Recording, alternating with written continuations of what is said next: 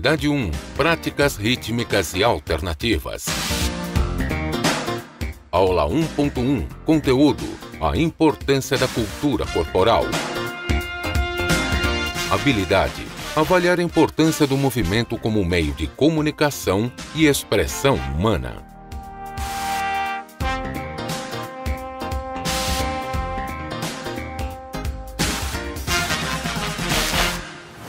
Boa noite, caros alunos, professores presenciais. Sejam todos bem-vindos a mais uma aula de Educação Física. Na verdade, é a primeira de vocês, né? Vocês estão aí, muitos vindo do 9º ano, do Fundamental. Alguns já conhecem aí o nosso sistema do ensino com mediação tecnológica. Então, já estão por dentro de todos os processos, de como é que são os costumes aqui das nossas aulas, né? E para quem está chegando pela primeira vez, sejam bem-vindos, vocês vão gostar bastante aí da nossa metodologia. E eu sou o professor Kim Raoni. Eu sou o professor Marcos Melo, boa noite a todos, né? E vamos começar aí, né? E no decorrer das aulas a gente vai dando algumas dicas para vocês, algumas orientações para serem seguidas aí pelo chat, ou até mesmo na hora da interatividade, né? Para a gente poder otimizar ao máximo o nosso tempo e vocês poderem aproveitar o máximo aí de conhecimento. Né, professor? Exatamente. E aí, lembrando, enquanto um professor estiver aqui dando a aula, né, ministrando a aula, o outro estará lá no IPTV, no chat, acompanhando, e aí vocês podem estar interagindo aí. Então vamos ver aí quais são os conteúdos dessa nossa disciplina.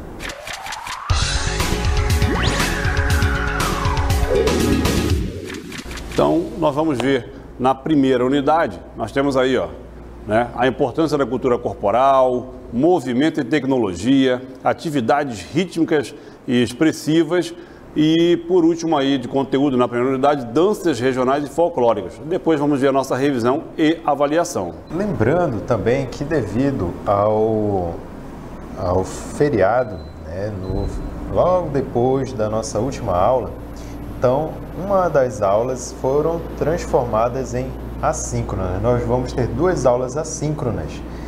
Essa aula vai estar agora, neste sábado, como assíncrona, tá?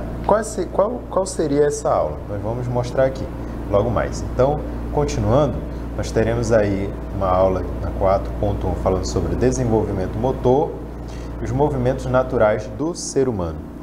Essa aula 5.1 e 5.2, né, desenvolvimento motor no adolescente e adulto e testando as habilidades motores, é que virou assíncrona. E aí vocês deverão estudar neste sábado agora, dia 1º, ok? Depois nós teremos a revisão e a avaliação. Aí, dando continuidade, depois, na terceira unidade, que também vai acontecer aí uma assíncrona, né? Nós temos aí o estereótipo, né, do corpo perfeito, esporte e diferenças culturais. Aí, se não me falha a memória, a 8.1 e a 8.2 vai virar uma assíncrona também, né, que deve acontecer, se não me falha a memória, no dia 8, tá? Essas duas aí, ok? Então seria aí a pressa inimiga da malhação, né, os somatotipos e variáveis influenciadoras do desempenho esportivo. E logo após a nossa revisão e avaliação. Nós também falaremos sobre conceito de deficiência, direitos do deficiente, acessibilidade e funcionalidade. Depois nós vamos estudar os esportes adaptados, ou seja, os esportes que são voltados para a inclusão de pessoas com deficiência. E aí nós teremos 2 aulas desse conteúdo aí, espalhados em 2 aulas. E aí em seguida nós vamos ter a revisão e a avaliação final da nossa disciplina. Muito bem, então essa é a nossa programação de educação física para vocês. Espero que todos façam um ótimo proveito e vamos iniciar agora a nossa aula.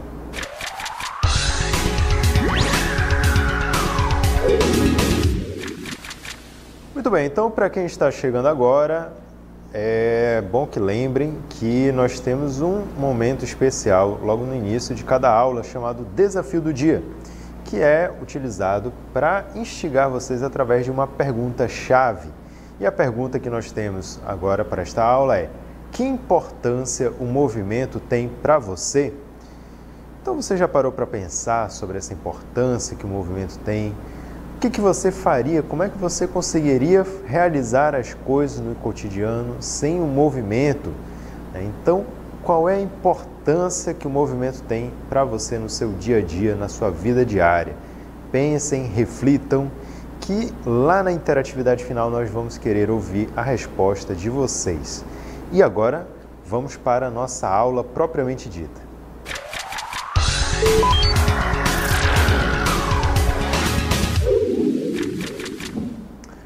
Muito bem, então, dada essa introdução, perguntando sobre a importância do movimento, vamos começar a descobrir o que é um movimento.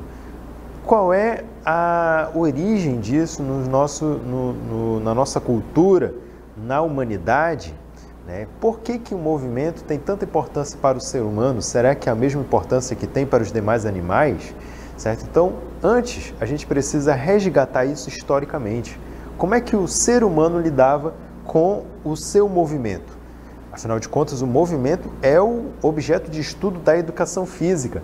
Então, vamos começar a analisar melhor esse objeto de estudo chamado movimento, desde a pré-história. Então, desde a pré-história, o movimento já tinha significados para o homem. Então, logo no início da história da humanidade, os primeiros homens, os primeiros hominídeos, eles já começavam a pensar, refletir sobre o seu movimento.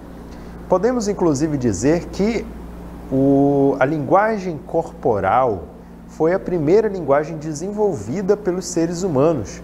Antes mesmo deles começarem a aprender os sistemas de códigos verbais, aprender a falar e aprender a escrever, que já só aconteceu muitos anos mais tarde, o homem já utilizava o seu gesto motor, os seus movimentos para poder expressar algo, para poder comunicar-se.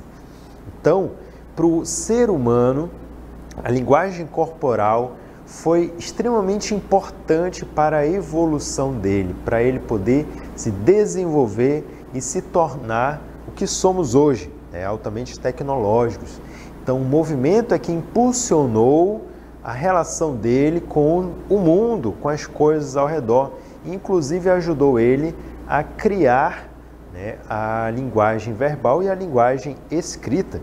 Então, só retornando na cartela lá da pré-história, observem aí os homens primitivos carregando a caça, utilizando instrumentos de caça, se relacionando com as crianças, seus filhos, também realizando movimentos de defesa contra predadores, espantando predadores das suas caças e assim por diante. Então, esses movimentos tinham significados, começavam a ter significados para o homem. Ele começou a perceber que cada gesto que ele fazia poderia comunicar algo. Isso é dar significados para o movimento. E assim, então, foi surgindo uma cultura em torno disso, uma cultura que hoje nós chamamos de cultura do movimento, certo? Essa cultura foi se expandindo cada vez mais e se tornando cada vez mais complexa, a ponto de hoje vários lugares do mundo ter uma cultura do movimento própria e diversificada. Então, cabe a nós, da educação física, passarmos para vocês, para que vocês tomem consciência do quão rico é essa cultura corporal da humanidade, que vocês possam se apropriar disso. Então, para nós podermos ilustrar melhor essa questão do corpo e do movimento, vou mostrar para vocês um vídeo a seguir.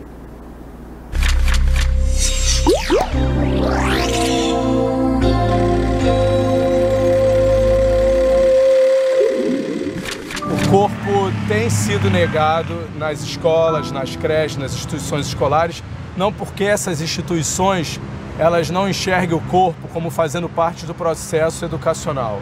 O corpo é negado na sociedade. Na época do Iluminismo, na época do Renascimento, esse corpo teve que ter sido deixado de lado para supervalorizar a razão da ciência, porque era necessário a gente superar o período da Idade Média. Então a ciência tinha que chegar com bastante força e com isso a razão, a ciência foi supervalorizada e o teórico passou a ser de uma forma muito mais presente do que o prático. Hoje nós ainda carregamos a herança, a grande herança de que o corpo, as atividades práticas, jogos, brincadeiras ainda são vistos como uma coisa de segunda qualidade, uma coisa não tão séria. E aí nós deixamos a razão supervalorizada em detrimento da emoção, do afeto, do corpo. Definitivamente as instituições escolares, elas constroem um conhecimento com muito pouca participação corporal. Geralmente o ensino é obediente, estático, em fila e calado. E isso não é nada bom. Obviamente a educação ela precisa ser lúdica, ela precisa ter movimento, ela precisa ser criativa, ela precisa estar com um aspecto de conhecimento muito mais atuante do que a gente está parado pensando e construindo conhecimento. O conhecimento deve ser construído por completo, não apenas com a cabeça, e sim com o corpo inteiro. A nossa comunicação ela é totalmente corporal. Nós somos totalmente corpo e nós só vamos começar a comunicação verbal tempos depois do nosso nascimento.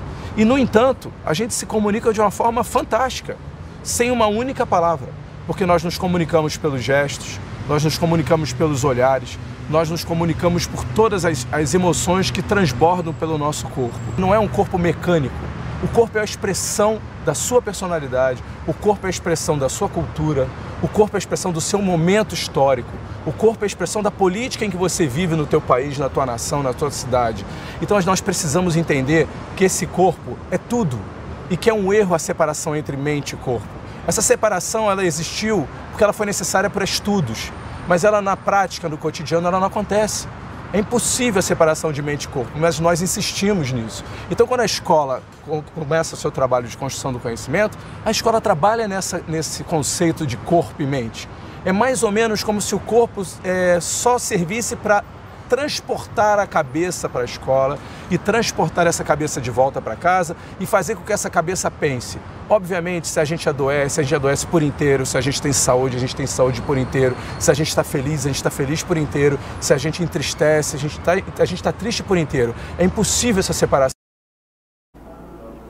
Muito bem, então através desse vídeo a gente percebe a relação que o corpo tem e o movimento tem para nós, seres humanos, né? A importância que eles têm para nós. Para nós, seres humanos, o corpo humano não é somente um conjunto de células, de órgãos, né, de sistemas que leva a cabeça para determinado lugar. Na verdade, é um meio, uma ferramenta de relação que nós temos com o mundo, com as coisas ao nosso redor, com as pessoas. Então, sem esse corpo, nós não teríamos como realizar isso, nós não teríamos como conhecer o mundo, se desenvolver. Então, é muito mais do que um simples conjunto biológico. Ele é carregado de significados. A maneira como eu vejo o meu corpo é diferente como o outro enxerga o meu corpo e o corpo dele, certo? E assim a gente vai construindo uma cultura ao redor disso. E o movimento, ele não é só preenchido por aspectos como esporte, jogos e outras formas de práticas físicas, mas também por gestos. Nós vimos aí no vídeo que os gestos são importantíssimos. Grande parte da nossa comunicação é feita por meio de gestos motores, né? De gestos, de linguagem corporal.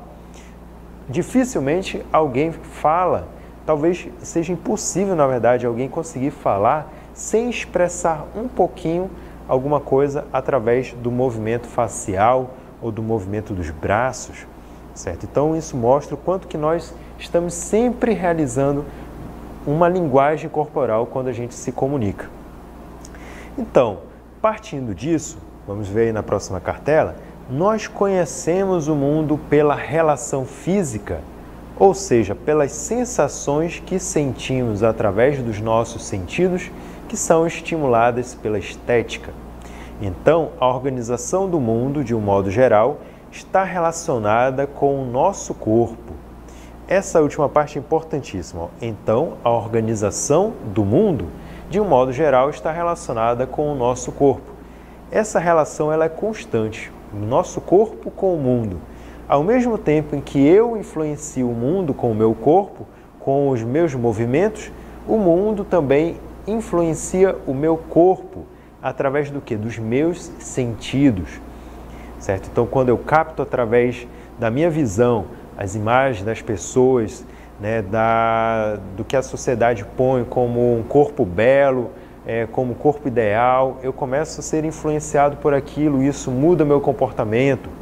A partir do momento em que eu, através da minha visão, através da minha audição, assisto um jogo de futebol e começo a me encantar com esse jogo, isso me influencia, modifica também o meu comportamento, eu fico mais alegre, mais eufórico se meu time está ganhando, ou fico triste, fico cabisbaixo se meu time está perdendo.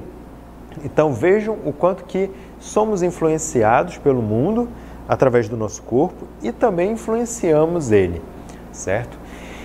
E continuando a falar sobre os movimentos como uma linguagem corporal, vamos perceber que cada cultura e cada época tem uma cultura corporal, uma cultura de movimento própria. Como que a gente pode analisar isso? Vejamos aí. Então, o movimento recebe significados para cada cultura e cada época diferente. É só nós observarmos, por exemplo, o gesto de se cumprimentar, né? O significado de se cumprimentar. Ele pode ser realizado de maneiras diferentes dependendo da cultura, do país onde ele esteja, né? Da sociedade onde ele está. Então, se você for, por exemplo, lá no Oriente Médio, você vai ver que os homens lá se cumprimentam beijando no rosto um do outro, né? Isso é uma coisa que até mesmo aqui na nossa cultura ocidental seria rejeitada, né? Seria vista assim de uma maneira estranha, mas lá para eles é super natural chegar, cumprimentar o amigo beijando no rosto. Já aqui no Ocidente, nós costumamos cumprimentar através do chacoalhar das mãos, né? De segurar a mão do outro e apertar firme. Então, essa é a maneira de nos cumprimentarmos aqui no Ocidente. Às vezes, quando a pessoa é mais íntima, aí utilizamos um abraço, né? Mas geralmente é o aperto de mãos. Já lá no Extremo Oriente da Ásia, o cumprimento é dado de forma mais afastada, né? As pessoas simplesmente encurvam o corpo à frente um do outro. Então, vejam que são 3 tipos de gestos diferentes, mas que significam a mesma coisa. Se cumprimentar, né? Cordialidade com o outro, com o próximo. Então, é o mesmo significado, mas gestos diferentes. Então, a linguagem corporal, assim como a linguagem verbal, ela também tem idiomas próprios. Assim como aqui a gente fala o português e lá nos Estados Unidos eles falam inglês, aqui também nós temos os nossos gestos motores e lá eles podem ter outros gestos, certo? Então, quem consegue dominar essas linguagens universais, né, essas linguagens dos diferentes lugares, consegue ter uma visão muito melhor do mundo, certo? Então, por isso que é importante a gente também estudarmos a linguagem corporal. Mas falando mais especificamente aqui, da nossa cultura, da nossa terra, aqui do nosso Amazonas, como é que é essa cultura corporal? Então, a cultura corporal amazônica, vamos ver aí na cartela, está relacionada com o ritmo de vida da floresta e dos rios. A cultura corporal amazônica está relacionada com o ritmo de vida da floresta e dos rios. Nós somos cercados por essa imensidão de floresta e de rios que cortam todo o espaço, que tem uma sazonalidade de cheias e de vazantes dos rios, né, e que influenciam bastante o nosso modo de viver, de ser e de estar.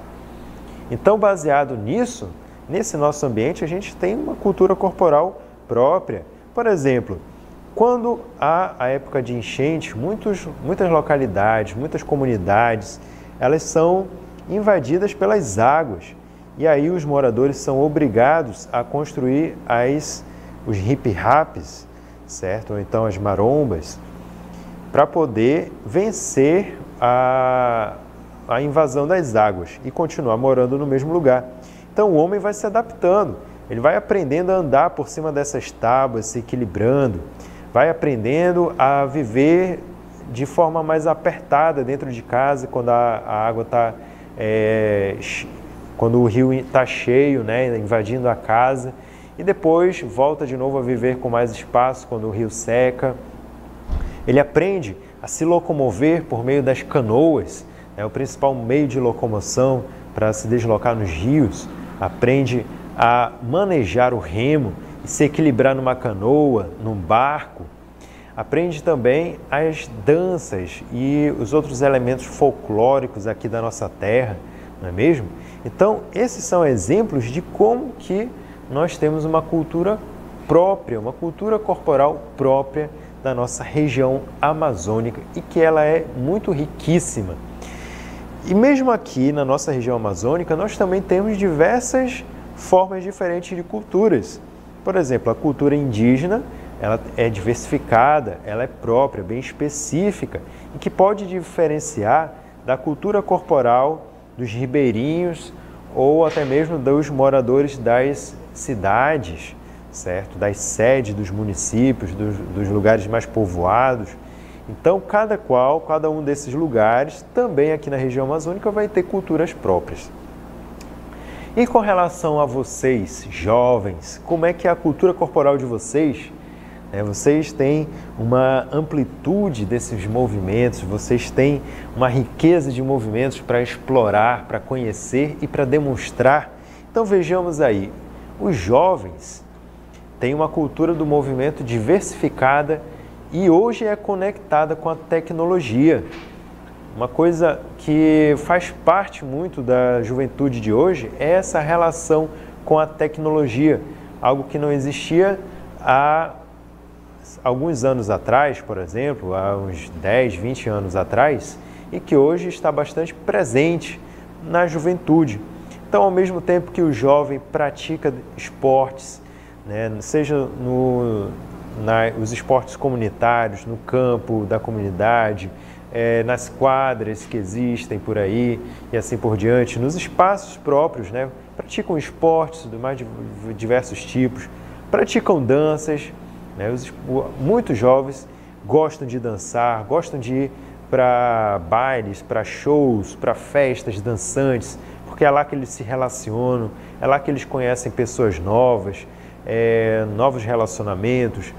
Estão sempre em grupo, né? Sempre se associando em grupos para poder compartilhar experiências. E o mais interessante é aí, nesse momento que entra a tecnologia. Os jovens de hoje já não deixam mais de estar em grupo quando eles se separam.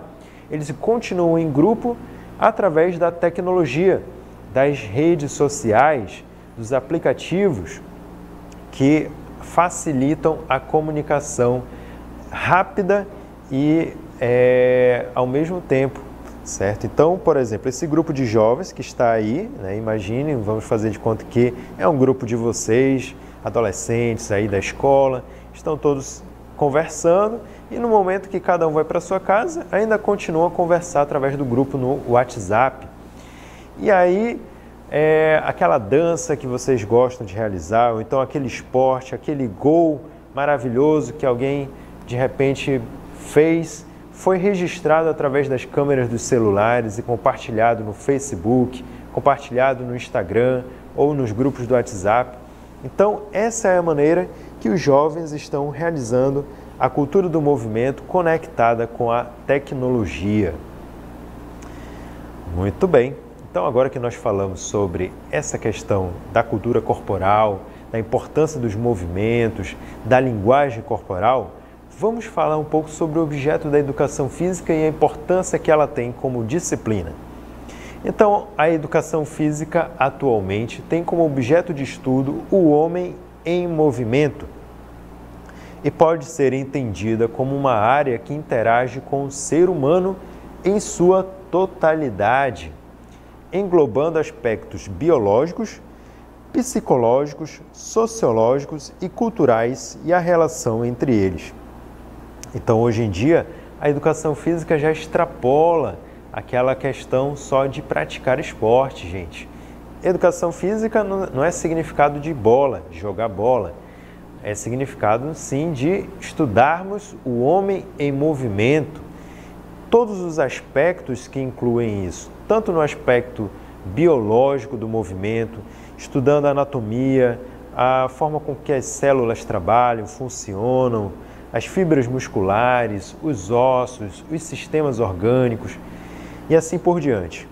Também no aspecto psicológico, no aspecto sociológico e entre outras maneiras que tem de analisar o movimento do ser humano, o movimento do homem. Então, a gente assim percebe que a educação física ela é muito mais ampla, ela tem muito mais conhecimento a oferecer daquilo que ela estuda, certo? Além que não é somente esportes, mas é muito mais do que isso. Então, para ilustrar melhor o que nós acabamos de falar, vou mostrar para vocês um vídeo que trata sobre essa questão do que é a educação física.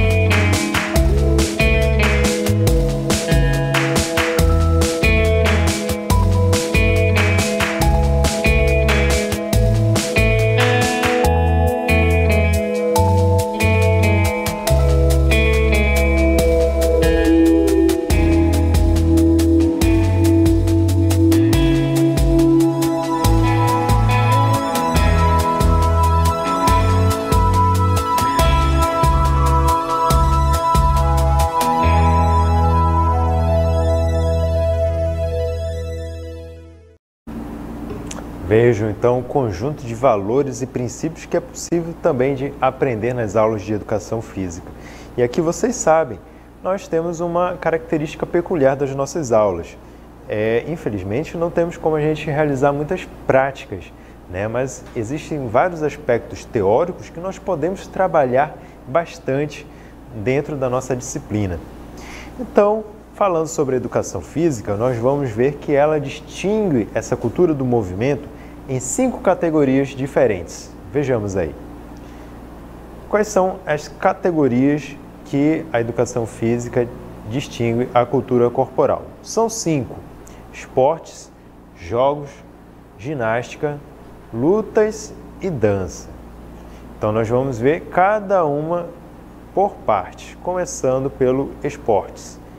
Esportes é qualquer tipo de prática que esteja vinculada a federações e confederações, cujo papel é o de regulamentar as regras dessa prática. Então, resumindo, o que significa essa definição de esportes? Vai ser toda atividade que é regida por regras oficiais, tá? Regras oficiais determinadas por essas instituições, que são chamadas de federações e confederações. Por exemplo, nós temos a imagem dos jogadores de futebol. O futebol é um esporte? Futebol é um esporte. Por quê? Porque ele está atrelado, vinculado às normas das federações e confederações que regem esse esporte. Por exemplo, a CBF, Confederação Brasileira de Futebol, é a instituição que normatiza o futebol aqui dentro do Brasil. E nós temos a FIFA, a Federação Internacional de Futebol, que é a instituição que normatiza o futebol a nível mundial. Então observem que ela não está solta, o futebol não é uma atividade solta. Ele é praticado, da mesma maneira como ele é praticado aqui no Brasil, ele vai ser praticado lá na Inglaterra, no Japão, na China e assim por diante, com pequenas variações, bem pequenas variações, tá? Mas no geral ele vai ser praticado da mesma maneira. Por quê? Porque existe uma instituição que dita as regras para aquela atividade e todo mundo tem que seguir. Então isso é esporte. Aí nós temos, depois de esporte, os jogos. O que são jogos? São atividades de caráter lúdico, com normas livremente estabelecidas pelos participantes. O que é caráter lúdico? É um caráter de brincadeira, de uma atividade prazerosa.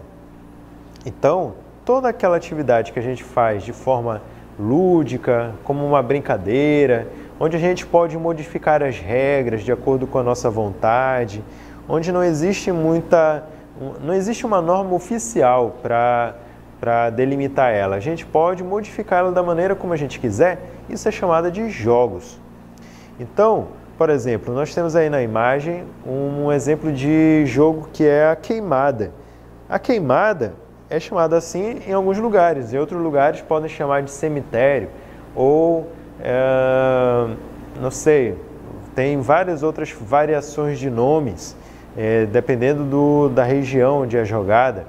Então a gente observa que já pelo nome ela sofre variação. Imagine então nas regras, na forma de jogar. Então não existe uma determinação oficial para jogos, certo? O jogo é algo que a gente pratica livremente, sempre modificando as regras de acordo com a nossa vontade. A finalidade dela é justamente brincar, ter prazer naquela prática e assim por diante. Depois nós temos a ginástica. A ginástica são atividades que visam fortalecer, desenvolver e dar flexibilidade ao corpo através de rotinas de exercícios físicos. Podem ser levados a cabo para fins de competição, como desporto, ou para fins recreativos. Também nós temos aí finalidades de reabilitação, finalidades de manutenção, como as ginásticas para a terceira idade. Então a ginástica, ela sempre vai ser um conjunto de exercícios com o intuito de quê? De fortalecer o corpo, de desenvolver o corpo, de melhorar as aptidões físicas. Tudo isso é ginástica. Então, por exemplo, quando a gente vai para a academia, a gente está lá realizando uma ginástica, porque é um conjunto de exercícios físicos com essa finalidade, tá bom? Mas dentro da ginástica nós temos também o aspecto esportivo, como essa da imagem aí, que retrata a ginástica rítmica. Tá? Então, a ginástica ela vai ter outras finalidades, mas na sua definição ela é encontrada como um conjunto de exercícios físicos para fortalecer o corpo. Depois nós temos as lutas. Lutas são disputas em que os oponentes devem ser subjugados mediante técnicas e estratégias de desequilíbrio, contusão, imobilização ou exclusão de determinado espaço na combinação de ações de ataque e defesa. Então observem aí a imagem. Essa imagem nos dá a ideia de luta, por quê? Porque tem duas pessoas aí que estão num combate, certo? E elas estão tentando fazer o quê? Uma com a outra. Estão tentando fazer um gol? Não. Estão tentando fazer um ponto de saque? Não. Elas estão tentando uma derrubar a outra, né? Subjugar ao outro. Mediante o quê?